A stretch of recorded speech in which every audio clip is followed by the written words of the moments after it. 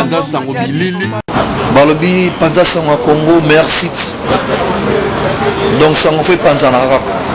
Sango ils allaient tout fêter. Sango ya yemoko papa y Panza. Bilili. Nakangi saison na bo. Bolingo ya gato vanda na boye. Panza Sango ya Congo, Sango Panza na edine photo image. MJ30 pas dans la carte boss. www Panza Sango ya Edine image. Panza Sango Bilili. Basiti mususu. Vraiment beaucoup kangana bino. Yekola kolo ba vérité ma. Panza Sango ya Congo image ya Mozaki à causer là,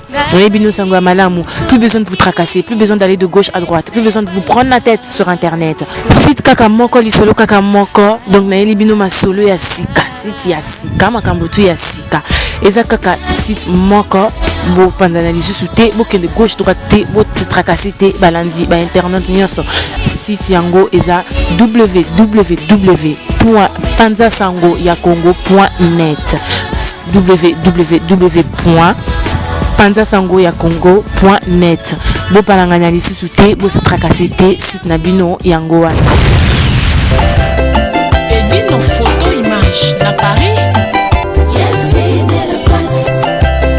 Edine photo image na Paris. Edine photo image Sarah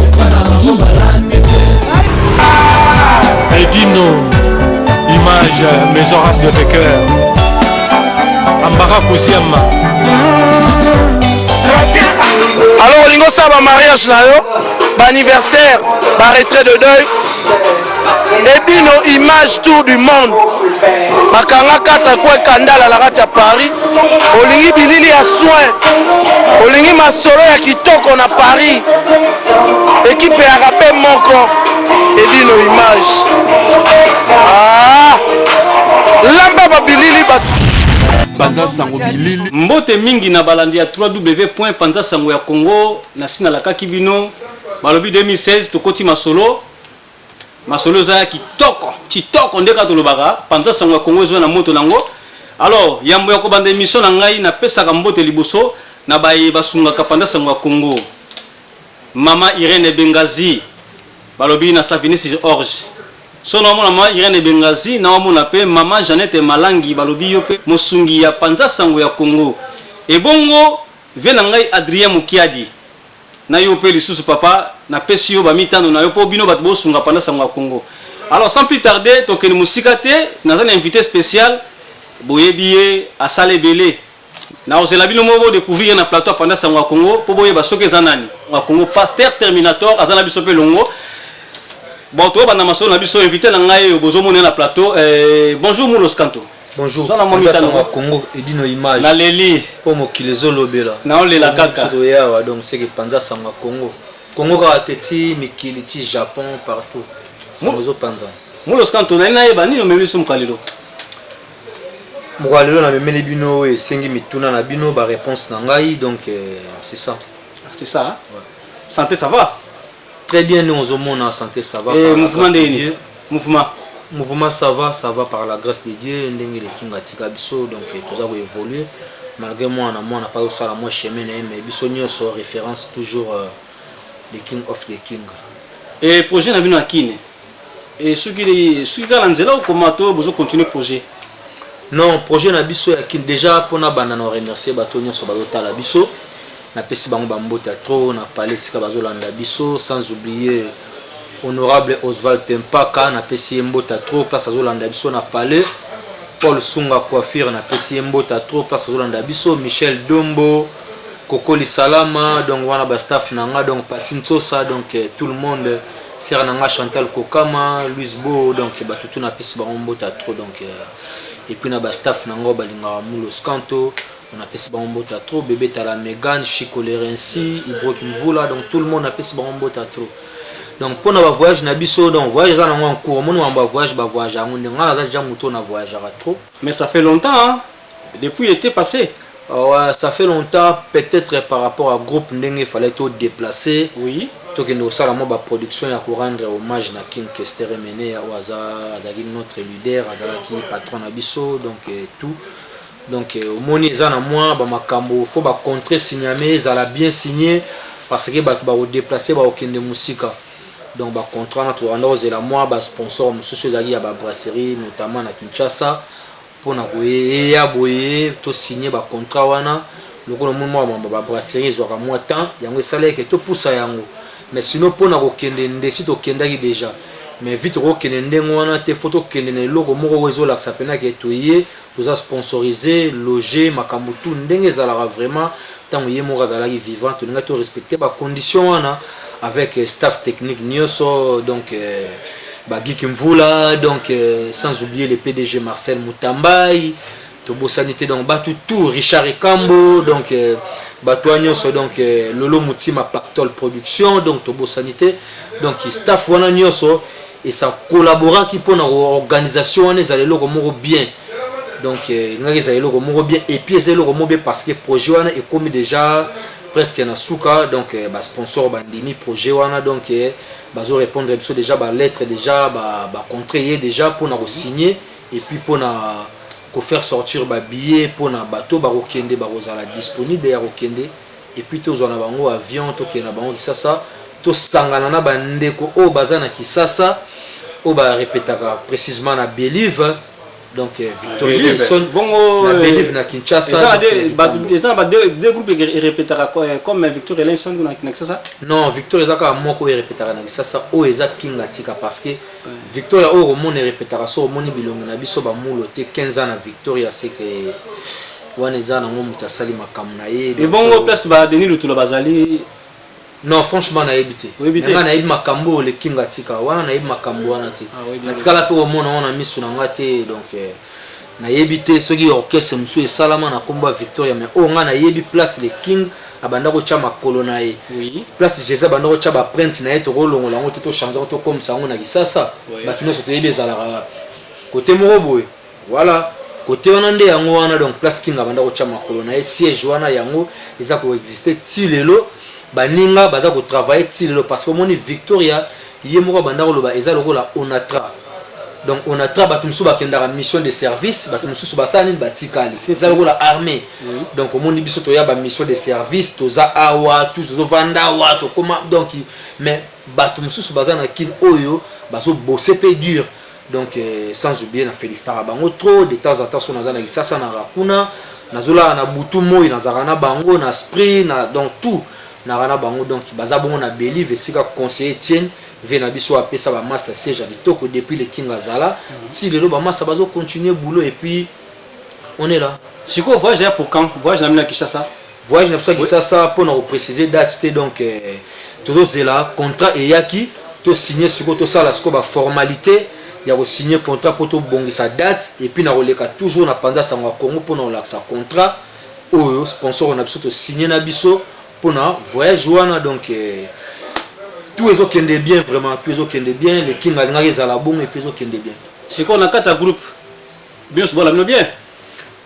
ouais na kati ya groupe tout le monde aza bien sauf que omoni toza na mikili faut toza la France sauf que toza na mikili depuis le king azala même ye moko depuis azalaki mutu na mutu évoluera pe na mwa ndenge na ye donc na mwa coin na ye ya osala mwa disque mwa nini ça dérange pas mais wana autorisaki yango moko to wana ye moko autorisaki yango tango azalaki vivant parce que ba master ba osala ba disque ba Jani Mangoma ba osala ba héritage na Pichu Kimana donc masalanga Tony Ambroise balotage favorable les obi makalate donc nga moko pe naza na projet na sala déjà plan depuis azala donc okende aussi sango na kini na okende aussi ça ba enregistrement nango na kini na ba master o baza na kini pour no sala ba générique na kini na osala ba clip musu na kini donc ils a déjà donc voilà na monaki affiche moko président de aérotika na salon et pas ya Aaron Mitoga salon Plamedi et sika siège à Panza Sango Congo ezali nazomona mokartana o abenga cartouche abimi lokola en tête affiche wana eza dit à quoi selon biso ba congolais to yebi photo ya munene zo laksa que leader ye wana alors eta biso to yebaki leader le king tomoni photo ya munene ya cartouche batieka na photo ya munene bino batie bino na photo mike mike non c'est juste moni musique eza na affiche te ça ficheté la musique eza nango ficheté musique pe to memango na ndenga ba polémique wana te c'est sila kala musique to comme osala na ndenga ba norme au king alaksa biso donc notre vieux le king of the king Kwangolo zon soit tariwambi que son âme repose en paix parce que Oazo Loba c'est Moulo Skanto le général d'ambiance 15 ans d'ancienneté on a côté ça batu na mouvement wana on ngape bayambanga na mouvement wana on a yebi makambo mouvement wana so il est là ba okamwa po ba tie vieux cartouche na mouvement batu bazolo belango non ça dérange pas personnellement biso ba artiste zo déranger biso et déranger binoté mais na yo na coin moko balobi mais cartouche ya salani na kata Victoria po lelo yo bataille affiche bataille photo munene ndengwana non il est parmi les cofondateurs il est parmi ba historien ba blobaranine bato baza na histoire ya makambo wana et les vieux aussi ça s'accrocher na biso ba petit na ye biso ba petit pe to moni que valeur oyo ya misisa bango ba créer eloko wana ba sala eloko wana to ko négliger te affiche au lobela biso ri azala parce que so tali na simana ye au mona que visage ya king ezawana ezo tala avec bazie donc ils ont leur que king aza toujours na biso donc voilà et ça matata passer terminator bala indépendance au Congo bozo mona général d'ambiance nenga maison na kopesa biso ba ambiance les lois même on peut la plata pendant ça au Congo pour tous en ambiance wana yaya antike le passage yayote micro za yo Jenny Mayele mabe Marceline Mayele mabe Chérie Sengi Mai Chombo Mana sommelier Chombo Elisa Sengi Mai Ange Mana sommelier Ange Yebongo na tala na gode sia Chérie Kale godne Mama Kale godna Mama Kale Musiki tokwa Kale godna Chérie Kale godne L'enfant propre quand on dira à qui donc c'est bel enfant. On les a animation dans la carte à 10. Maman Siga. Mais Sigo, na carte tu te dis mais Sigo, otumbo linga supporta 10 mi. Et on otumbo le potate pour 10 mi na loba maramnango trop bandoki bankadia ba sorcier ba sala aneska ba frenango mais les king aza carte na biso parce que biso to sala mi sala na carte. Na sala mi donc nelo ba na sala mi sala na kati na sala misala na 4 et puis 10 000 na loba tous les jours bat ba mona ngona ndenga mabe mais tant lobela mambo 10 000 parce que 10 000 to souffra yé moko mukolo na ngona nga petit na ye oui donc disque wana évolution na ngona yebi et puis nazaki na kisasa tant mokonzi na biso moko na kisasa soutenaki ba travaux wana poto si sango na ndiai na maboko ya JP Kiss nazalaki wana na sisaki ba travaux nyonso il fallait tant nazo zonga mikili na zonga na yango mais vis-à-vis ba misala mso mike tikalaki lokola biso ba vie familiale ekoma koto na zonga ki moi rapide et d'ici là je pense que mwana ya roi mwana sa majesté oyemoka tika a coordonné makambo tout l'héritage na ya musique afimiko donc voilà aozana kini pona ko récupérer master wana et puis ko ya nango awa kosala ba finition et puis ti musala ebima moi bakal ezalaki mais bakal wana esileka nango to buka yango ba voka wana bazalaki wana ko loba chaku tous les jours akima na ye déjà akoma na ye awa donc tina kwani donc chaku akima na ye akoma tozo luka lance to beta ye po akufa to lia ye na nzungu donc asu na tente ya ko défendre makambo ayebaki na ete tellement zalaki wana kaka pour ba kotisa ye na faire moko boye baki na ete donc voilà wana bali na ba avocat moko boye tina te so ali na avocat fala tika na Congo ti lelo alande la procès wana la preuve na kima to arane a na nord et puis amona na raté donc aya loba makambo wana banda ko loba na kini aloba ngwana na nord ala tato joana a na nord aloba ngwana na nord a se défendre na nord makambo 10000 oya banda ko loba makambo ya yebité donc wana on a loba makambo pour na kota na polémique wana avocat na yebité so inde to betela ngotolote Moulo Skanto makambo zoloba ayebi oya zoloba to ko betela ngotolote parce que makambo c'est le kanango moto se kufa lango babi chaku azonga na poto chaku bazo luka lance to beta ebo to lia na nzungu donc wana zo concerné yemoro général d'ambiance Moulo Skanto alors Moulo Skanto to ko vanda penza wana mingi te siko masolo amso penza lelo ezali deuxième anniversaire ya les king asili ko tika biso to komi na o eza deuxième année hein oui deuxième année banda tika biso l'année passée to ko fêter anniversaire Zaki na salon Mangrove. Oui. Alors pour la deuxième anniversaire, c'est quoi bani? Merci pour la question. Donc voilà, on a repris Sambota trop na gilet qui tengue azolanda biso na minute oyo et puis JC Songola donc azolanda biso na minute oyo Piskaska Songo. Wana ba staff nanga donc bazolanda biso na minute oyo donc pour na 2 ans ya King omoni King azali mutu mo alinga makambo be venema trop. Tant azali vivant na makambo tu ngad na banda bat banda omona onde net mo ba aventure. Mais biso linga mambo King ezana mo ordre. King aza mutu lelo azate mais atiki famille atiki bana atiki bandeko oui. Donc malgré ba makamba mike mais toujours tozaka en esprit que toza famille toko bomana te toko nier likambo eza réalité te King aza na mwasi atika maman na biso Florence na bana aza na bandeko atika famille na ezali donc voilà toko boya moté 2 ans o eza ko sala que to sala 2 ans balo ya King et des autres senga nango te que faut dozo permission pas moto parce que biso moko déjà toza permission mais la fois passée besoin de permission qui m'a permission jamais mais net nga mulo so la masala 2 ans King yeb sanga na permission pas na pour na yebi nga moko déjà King nga moko déjà vala nga moko témoin vivant nga moko livre na zo permission pas nani na permission zo moto te yeb sanga na monde te so banga sala loko moko boye be Bob Marley be même ya même Michael Jackson ba okende ozo autorisation pas Mike non baza ba patrimoine moko donc oyo voilà on se comprend mais sauf que faut ezala na ba norme pour et ça la valeur ya mutuana et puis valeur ya loko wana donc c'est sa deuxième anniversaire à King et au sala manango parce que nazo tana ba internet na ba net nazo mona o soit disant so na colonne et loko moyo zala est-ce que vous autorisez bango bon naza pena so na droit pona ko kota na ba polémique naza na droit autoriser bango te mais baza pena droit ya ko sala yango mais baza na kata ba norme te baza na kata ba norme te baza na kata ba norme te même information na source il fallait base information na source et puis parce que tant bo sala biloko ndengo wana fu boye batam su King aza na grande famille musicale awa na poto si tam su ko yeba ko benga moi quelques musiciens oyo soki ba telemi na podium ba ko représenter mbala moko valeur ya King image ya King musala ya King bozo te bo sala ba anniversaire ya King bozo ba kosa ba betaka et puis bato bazo ko ba yoka na yebite selon général d'ambiance fa ki va contacter nani selon nga donc ba mise bazali même nga moko naza prêt ya mutu a recontacter nga pona makambo anniversaire wana za nango retard te to nga to solo là na mobiliser ba master ndenge to mesana mais sans oublier bisomo awa na France et Kozala avec na bokasi ya staff na biso ndenge zalaka na KS Pro KS Vision Monsieur Borel Kosi Manena Mbongo Manena Nzimbu Monsieur Borel et avec ba collaborateur na biso ndenge tozala toujours na staff PDG Marcel Mutamba ine na lobaki ya lolo mutima bagi kimvula tout le monde toza mobilisé pour na la stratégie oyo to présenter pour na 2 ans ya King parce que une année to sala na mangrove 2 ans pe photo to vanda moi moké to kozala en famille donc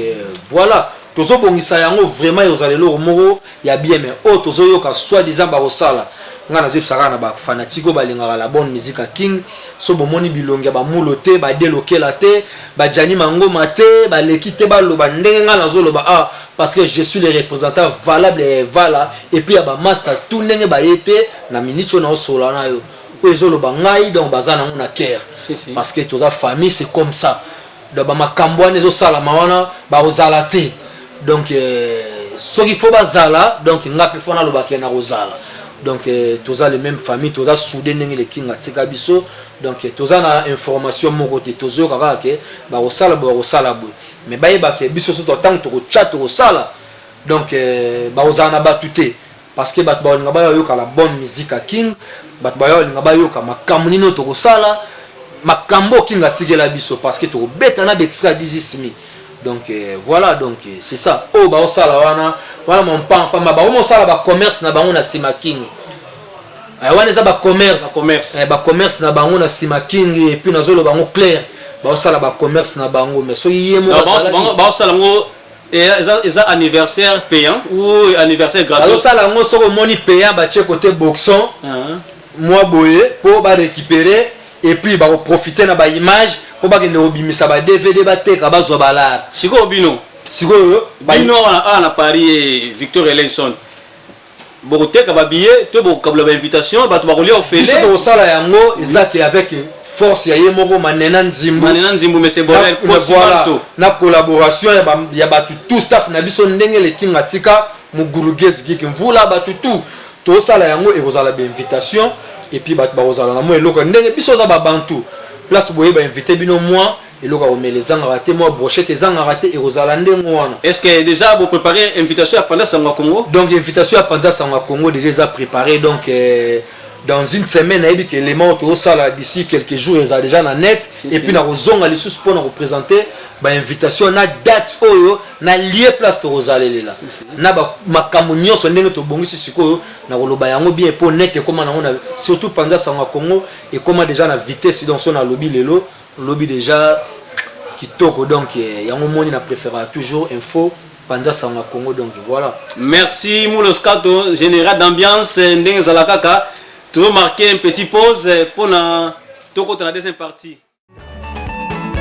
Jean-Michel Gonda, Kousma.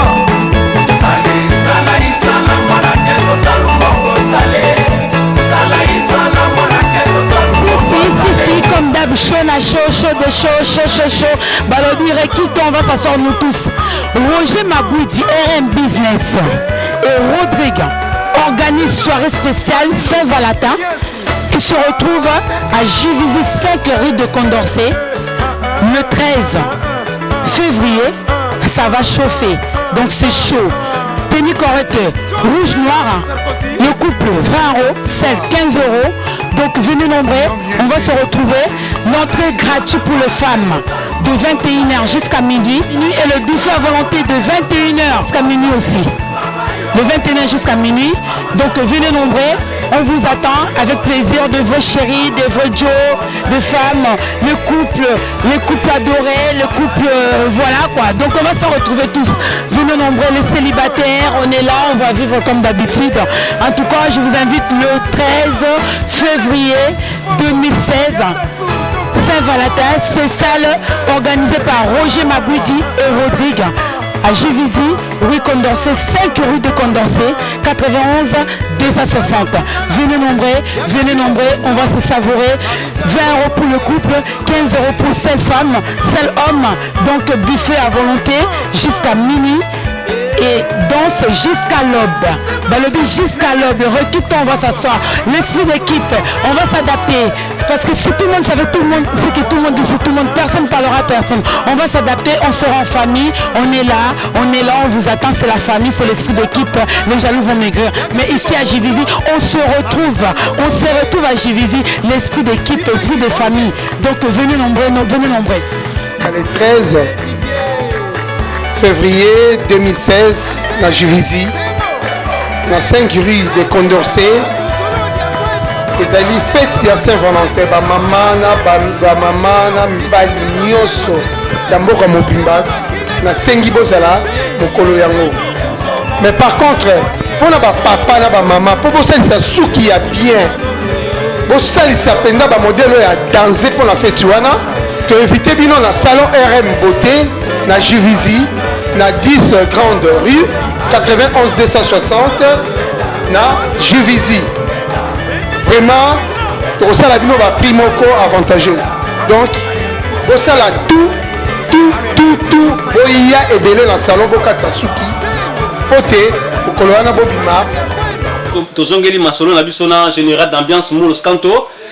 Alors Mouloscanto, webi ke tozapi na de munene na Congo RDC hein. Zoe bango. Oui, si na ebi yango ya. Toti ko père de Sœur Marie Misamo. Vraiment salinga pe les sous passe parce que au monde le Congo tozala na ba valeur moko so muta kufi nde bozu ba valeur nyonso botomboli bopesiye batu baleli batu basali boye parce que boyena boye mais moi personnellement salinga passe ndenge sœur na biso Marie Misamo tiki biso et surtout de ma part aussi nous souhaiter ba condoléances na famille na biologique et puis na ba famille nyonso artistique ba famille musicale nyonso donc biso moko tozana deuil parce que aza musicien nga na kabola raté musicien bo na daki musicien parce que banda simba lisango aza koyemba donc voilà parce que azalaki pe sa frontière azalaki pe sa frontière et puis ngai na banda collaborer pe ko collaborer te mais en fait ko sola bien na ye oui donc azalaki voisine na ngai na Kitambo tanga zo vanda va 600 ndako na ya ma campagne tanga zo vanda Kitambo na venir Lado donc azalaki voisine na ngai de temps en temps na banda ko to mo to sola na ye o mo na zo yebisa ngai mulo moni so donc vraiment to banda sola bien so bo sala musique eza na oteka pose wa succès faut ka ko simba kisi non na musique na open nzambe pa ko pambola yo pe donc vraiment to banda sola bien et jour na zo ki sango ke atiki biso et ça qui on dit sala inga pasi vraiment il dérangeait nga parce que kotika biso ya presque ndengo wana vraiment il dérangeait nga mais nazo pesa kaka makasi na famille na ye maman na ye surtout na bandeko na ye bazala nzoto makasi donc ils ont nzela na biso nyonso tuyaki bapaya toleka donc voilà toyebaka kobongisa oyo ya lelo ta lelo mokili ezolela sœur Marie Misamu pourquoi pas lobi ozala moto mosusu donc elakisi ke ndenge mokili ezolela ye ndenge wana donc azalaki bien na batu avandaki bien na batu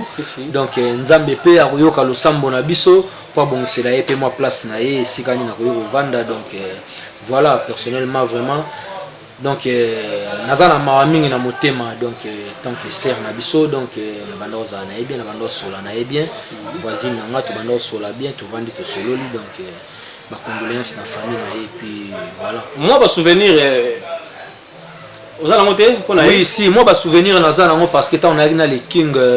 jour msusu tozalaki na le king na studio Ndiaye toyaki mpona kozwa rendez-vous mpona to enregistrer les jours les plus longs tout ça là qui va kotazo et tout et na studio Ndiaye wana yé abandé koya je crois émission moko je crois ya honorable Zakari Baba sur na chaîne na ye et puis tanga ye wana amonaki biso na le king to telemi to solo là aye apesi king mbote ba solo na king ngape to bando solo na FC king mulo FC king oh voisin na ngai to zakane côté mon parce que ngana mona Kitambo donc mabele mame donc Aipsi King au voisin na ngai Kingabia c'est mon petit donc souvenir à bien na tikala nango yango wana ya ko reconnaître moto monier na en dehors à place bozala quoi donc souvenir wana vraiment il marqué nga makasi et puis to zaki bien voilà un bon souvenir en moi selon yo evangeli na quartier na baninga nyonso azaki ne souple ou azalaki ngane na vanda ina na Kitambo wana place do foot ya na abanda ovana Lado donc je sais donc na yebité vraiment moi si on a fallait pas donc ça ka nzambe fallait nzamba tikela biso yona azala bien vraiment ezaki na bajum suta msunga mona oleka na car na ngamena zo mona bat ba yepa na ye baze belé porte polele bazo kota tout et tout vraiment azaki bien parce que na banda o mona ngo quoi bana quartier o mona tam susu na vandi tam so sanga ba uti passer à Marie o mona ya oleka seri wana mo ba Jaguar aki na moi Jaguar na ye na Jaguar na yo mona zoleka mona bana quartier ba telemisi akitisi vitre sololi pena 8 ans a sololi a bengisi donc azaki na mwa ndenge moko boye o soki lelo basali nyonso nzambe bazana lolenge wana ba kobenda bato soit disa bango babengaka païen ba kobenga bango place wana donc ya zalaki kati ya bato wana parce que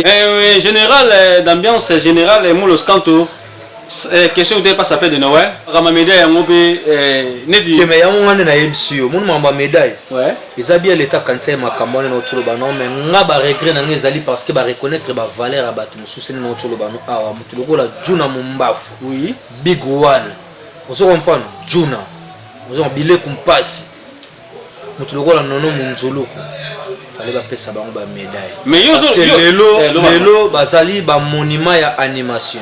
lelo Congo musique ekeli banda na animation na nzembote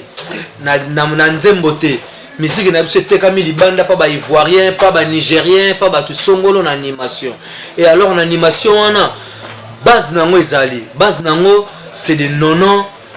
munzuluku c'est des Juna Mumbafu fallait ba pesa mutuloko la big one Juna Mumbafu akozanga médaille té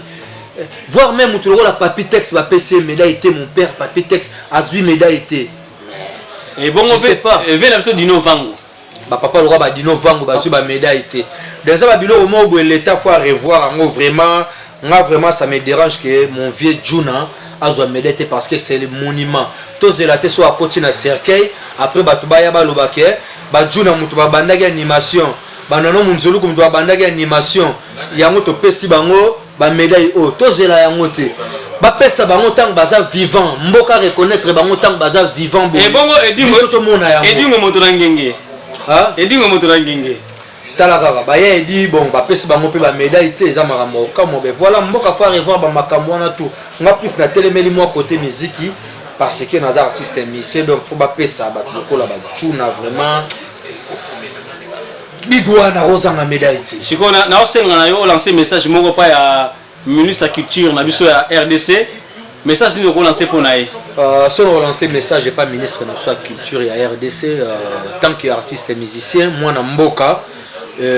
nazo faire partir na ba droit artistique na kata mboka wana et voilà donc ezaka ke makamba ba médaille wana il est bien mais faut pas meka ko revoir un moment muké parce que batu mususu bazu ba médaille ba mériter en côté et batu mususu bazu ba médaille té bazo mériter bazo ba médaille plus donc ndenge na cité le roi vena nga juna mumba big one les monuments vivants l'anciêtre donc faut médaille donc tant que médaille té netinga petit na bonazo mona makambo on dit za na sens té ndimwaka mais za makambo l'état kotala yango pour revoir ba makambo wana et puis voilà quoi. Bon na côté bas sportif maître Chipe Mandiango. Hier écoute depuis l'époque Kazaka biso tant to yi bana mikie penalty to komo kola to komo waka na masolo ba maître Chiwara ba Chipe Mandiango Kazaka na Kazaka. Baza ba to moni mboka lelo na episode ba ozela ba to ba kufa tant ba yoka kombo wana oh azalaki vivant oh azalaki boya opese médaille na reconnaître mais voilà c'est le moment faut ba kotaka na histoire moni mboka etambola na histoire faut ba chiffre kufara te faut ba kotaka na histoire ba kena sport batali histoire ba kena batali histoire comme ça ba découvrir ba tout mususu baza ba melama donc il faut pas pesa bango ba médaille voire même moko banda ko sala ba théâtre na ba Babulangando azaka na Côte d'Ivoire boso na Abidjan so commandant danga est-ce que mutu wana rozanga médaille mutu rozanga médaille pourtant tout le monde a minzoto wela tout le monde jamais rozanga médaille ba père Bifalo jamais mais azan so na Côte d'Ivoire so yiwapi ba reconnaître azana médaille donc les armes trop voilà c'est trop hein voilà trop bon comment lever na biso le king of the king le bachelier ba ko pese ba médaille tant alali na cercueil donc pour nous relaxer que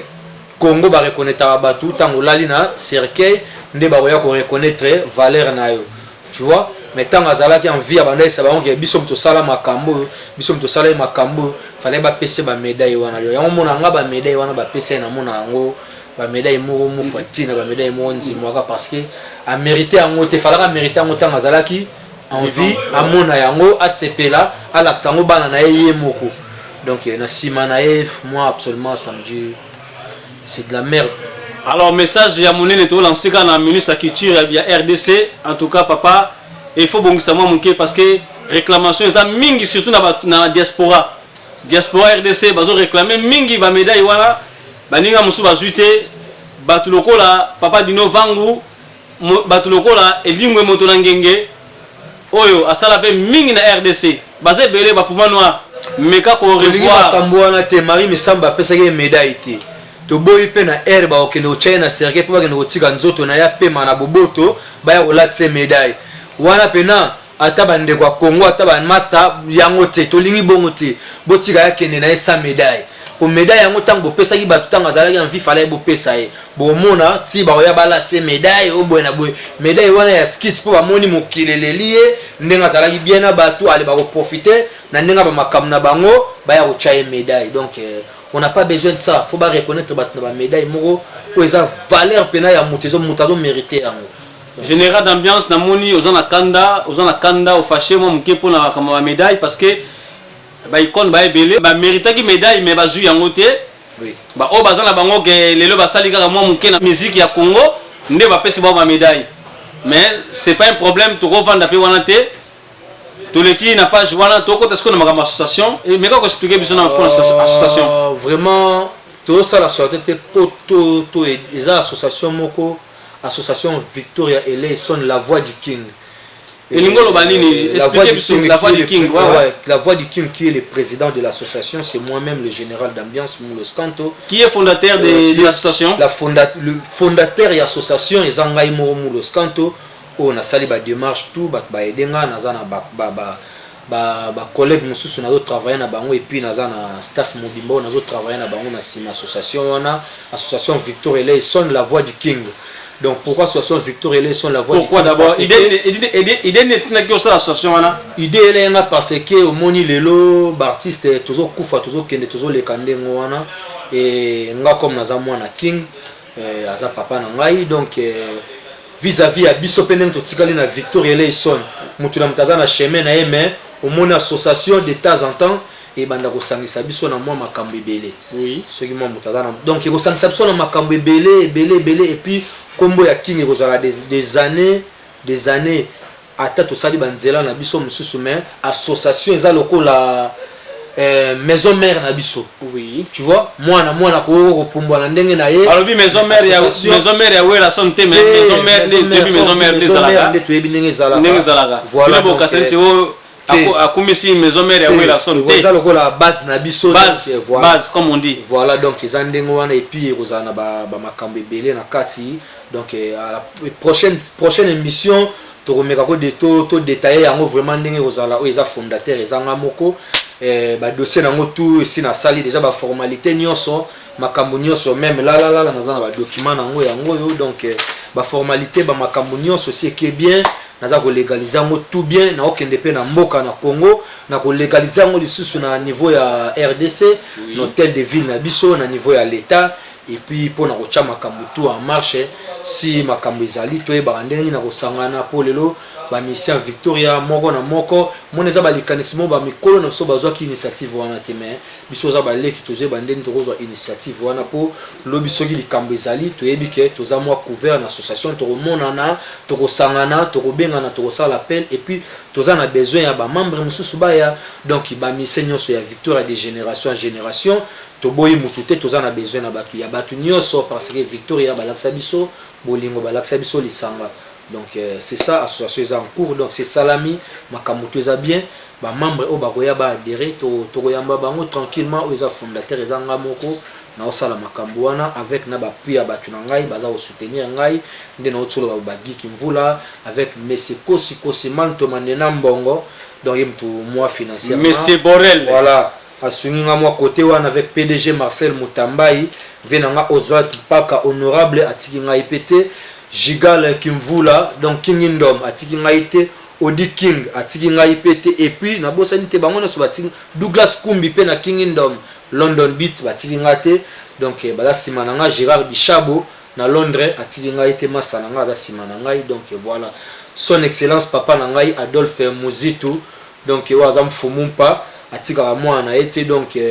papa na ngai Didi Kinwani bateka ba milangi me diamant batiki la atiki ngaite nazo zela billet nanga comme d'habitude papa nanga yemta pesa nga billet na kende kisasa donc makambo wana donc totikela ye makambo diamant merci à toi nazo zela donc kalate na ozana kini pona légaliser ba situation na nyonso et puis na adhérer pe ba master o bazana kini na mouvement na kati association pour bazala bientôt zala toujours lisanga.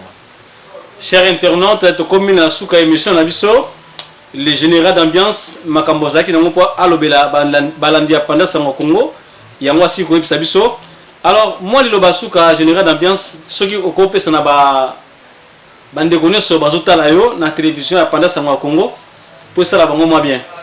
na mo bambote na yo ndenge zalaka ka poto clôturer émission na biso le basuka ezaka que bientôt 2 ans le King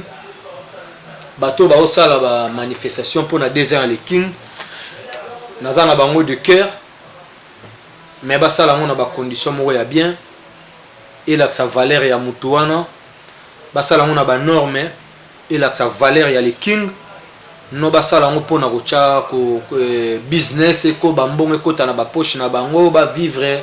ba laisser ba famille déstabiliser valeur ya mutu wana donc c'était ozobeta kaka eza ma business te mais to linga king to sala to rende donc entrée so ba sala entrée gratos voilà ata a entrée payant c'est pas grave mais ba sala na ba norme mais vraiment il ça paye bien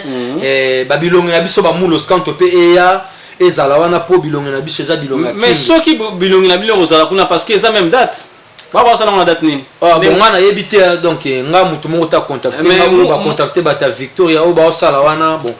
bon mutu to za libre o sala ninga lancer kaka message o lancer message mais po bango ke date wana e ozala bino mo sala date ni biso date donc biso date avec manena mbongo ko batu tout donc toujours bon ça est les 13 mais les 13 wana batu bazana ba manifestation on a ici pendant ça au Congo sur le PC info le lolo bien côté donc dans 2-3 jours émission to ça le lozo kota lelo 2-3 jours na ozonga pona ça batu date mbalamo po biso et ozana otamso gratuit na invitation cela veut dire batu ba roya pour ba yo la bonne musique ba mona équipe mobile ya Victor Eleison de génération en génération et ozala wana et puis to go inviter pe ba ninga mususu ya ba musicien ba artiste musicien baya po to ça le loko wana to nous rêver na biso et puis c'est bon et bon mbara kuzia ma invitation té donc mbara kuzia ma donc ya rozang invitation té donc yeso azang invitation eza logo la pichuki mana muta salifo donc ya rozang invitation té to ponga na bandeli soka mbara kuzia mazang invitation eza logo la pichuki mana sacré muta salifo donc a rozang invitation jamais donc batutu ba rozala ba vena nga ba JP mandiango kazaka na kazaka batutu ba rozala na invitation ya romitoga Yaro mitoga pe ya ozana biso longo donc tout le monde vraiment invitation on a donc eza invitation moko batu tout fo bazala poto sepela et longo donc to honorer le souvenir na biso et longo bana na e na famille na e na moi na e maman Florence et donc voilà nga pour nga c'est un peu ça et puis on a lancé message moko na février awa tozo bimiselo moko boy hommage ya King Kester mené ya oeza ki to betaki en live ils ont bima kalate awa donc en mois de février awa donc pasteur Terminator aza déjà na loboko likola système donc kalate loko wana zo bima place nini ba master tout ba osepela population toujours la sabango musala o kinga tiki o atikeli biso derrière ye musala o alakisaki biso simana ye yango toujours présenter ngo batu na hommage bat ba ozela solo ko mususte ba ozela ka 10 semaines hommage toujours bimisa na février awa donc kalate donc na pesi ba mbote na ba staff tout ba nganga na ke na Luanda na pesi mbote na ba staff na ngai na frère na nga Pele Daniel na petit frère propre Thierry famille Kitambo na Luanda na pesi bango ba mbota trop et puis ye moko mwasi anguya na pesi mbota trop Doma Monica na Luanda na pesi mbota trop maître Tirbo Aigle Royal na Luanda na pesi mbota trop Alex Mfumut hymne national na pesi mbota trop donc so nazongi na king na pesi papa na nga Didi Kinwani bateka mabanga bateka tout ma faire diamant batikela yo Raoul Itono master na nga privé mon ami perso na pesi mbota trop Savane Mwati na pesi mbota trop le cordon maki de Kwenge na kati ya groupe du king na pesi mbota trop Bwana Mosele na pesi bango mbote ya trop et puis venanga Yumpuki na kati hôtel de ville na pesi mbota trop donc ba staff tout na pesi bango mbota trop ba petit nanga na pesi bango mbota trop donc na pesi pe ba mission na biso baza na kin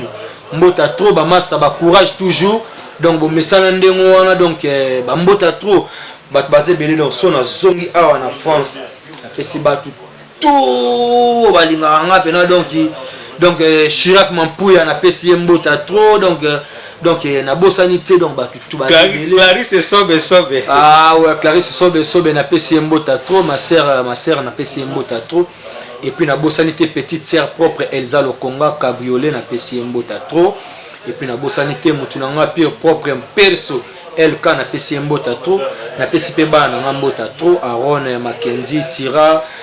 Curtis na pesi bango mbota trop et puis sans oublier na pesi pe yemoko muto osala ke nazala mpe mikolo na pesi mbota trop place azala tranquille donc nazala nga kimezala donc tozo bangelo te tozo banga pe mututé donc voilà quoi sans oublier na pesi ba staff nyonso ya Victor Eleison Londres Allemagne Suisse Belgique Portugal Suède partout na pesi bango Brésil Angola partout Congo bana nyonso ya monde entier na pesi bango mbota trop que le king of the king ndenge mo banda koloba ici c'est Citadella, ici c'est Citadella, le king parle aux victoriens. Donc ici c'est Moulos Kanto, ici c'est Moulos Kanto parle aux victoriens. Donc victorien nyonso na pesi bango mbote ya trop. Et puis venanga Alexis ya mamoto na bosani yote ya Matia na pesi yope mbote ya trop. Odi Wakamba Samora Mokelu Grenoble Debra Mumbata Tabayoji Dadi Mumbata na pesi bango mbote ya trop. Bana Londres mbote ya trop. Donc voilà quoi, na bosani te ba staff nanga bébé ta la Megan Chico Lerensi na bosani te. Donc Eddie Malabar na bosani opete. Donc voilà quoi. Donc balobi après tant on a kini soki makambo elekinde na ozana kini place na okende continuer ba travaux na ngai ya disque na ngai na ba master o bazana kini naza na 6 titres, 2 remix ya king et puis générique moko na 3 nouveaux titres o eza ya ngamoko na travailler on na kini. Donc na bandaki déjà ba travaux a na Brice Malonga et puis ndambo ba travaux moni biso musala ya mingi na kini si sa musala o etikali na kati ya lisasa na ba masa mususu bana lisasa ba masa mususu bazali apesi ba beti na pesi ba staff na ngambota trop Didier Robas Mutambai ba master tout na pesi bango mbote na ona bosani na ona lobi TV na nga signora de Patraomo Rocky 6 kwa Zaro Gejo Star Gelena famille Victoria batu tout na pesi bino mbota trop 2016 bolingo zala le king alaxa biso bolingo tozala toujours ensemble. Donc tout ce qui est à l'école Victoria na pesi mbote trop. Et puis sans oublier Yemoko Mokartana Mokartouche le Ramatula, sans oublier Venangai Washifa Mutu Mugamba. Donc na pesi bango bambote ya trouvé nanga Danita Kezo Ogilu Tula na pesi mbote trop mon grand tigala na yo na pesi mbote trop vena biso Juju Chena Mosika le rythme na pesi pe mbote trop papa na biso Safro Manzangi Elima na kata Londres moi na yo apesi mbote ya trop na ba concert au pesa biso tous les jours. Donc merci à trop mon vieux, merci à trop notre père to pesi mbote trop. Donc voilà quoi pesi ne panza sanga Congo et dino image na pesi mbote trop. Et puis na ba staff nyonso o balingaka Moulos Kanto o balingaka et dino image panza sanga Congo so balinga bazwanga ba monio pour na ba travaux ne okende continuer na kini na pesi mbote trop. Venanga Gigal Kimvula Kingindom nazolela kaka Odi King nazolela Douglas Kumbi nazolela suka pena ba chango sko na marque ya Tige.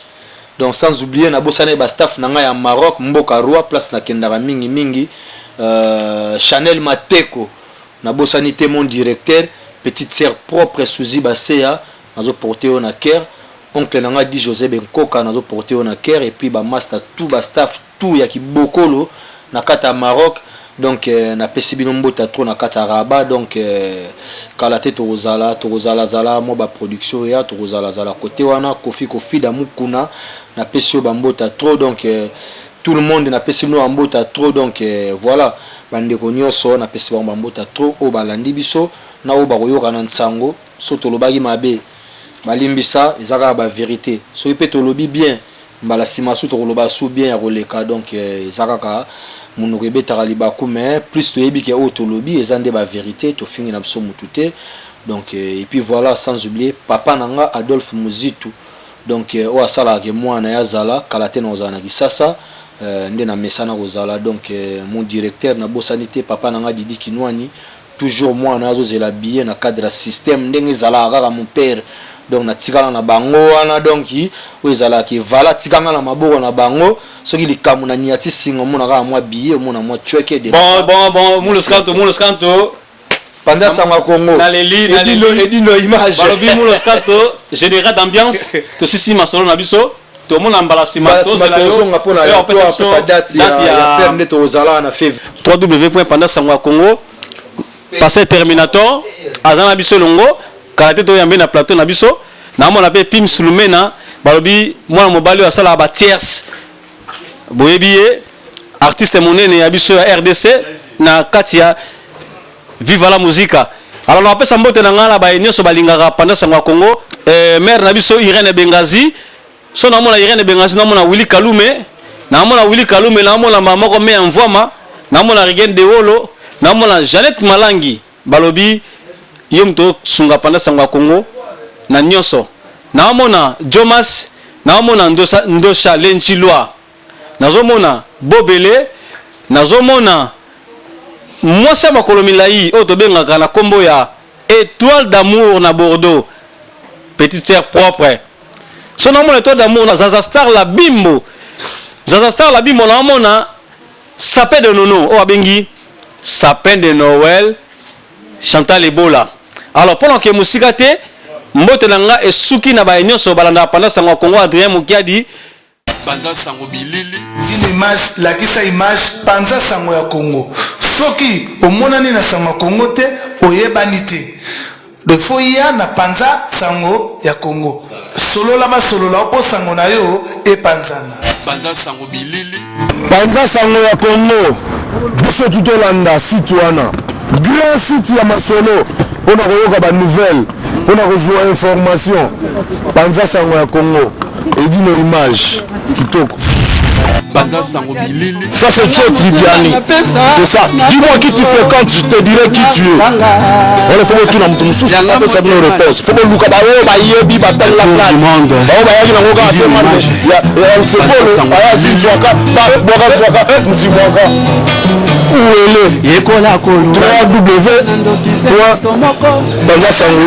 ya Congo. Ya biso mogo. Et dis nos images, la pointe toujours. Et Simba, on dit qu'on a fait du retour du monde. On a les. Et dit nos photos, images, à Paris. Et dit nos photos, images, à Paris. Et dit nos photos, images, de Sarah,